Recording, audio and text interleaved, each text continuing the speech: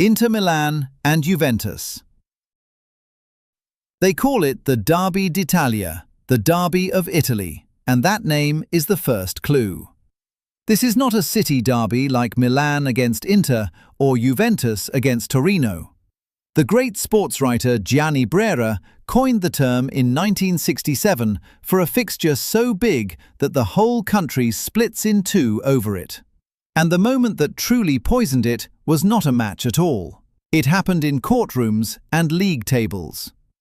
In 2006, Italian football was torn apart by a scandal known as Calciopoli, an investigation into the manipulation of referee appointments.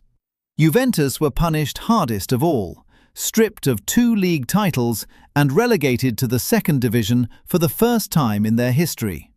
The championship they had just won was taken from them and handed instead to Inter, who had finished third.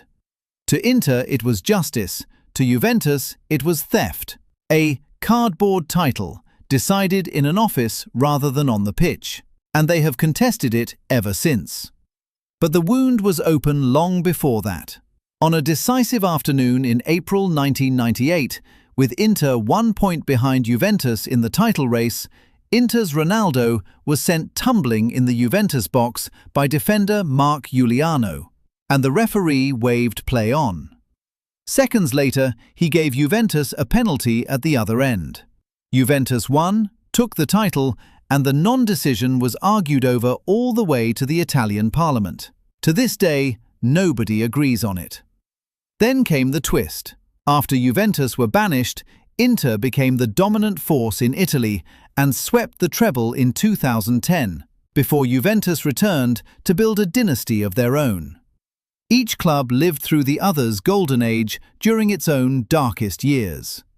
Most rivals argue over who was better. Inter and Juventus still argue over whether the other side's greatest victories should count at all.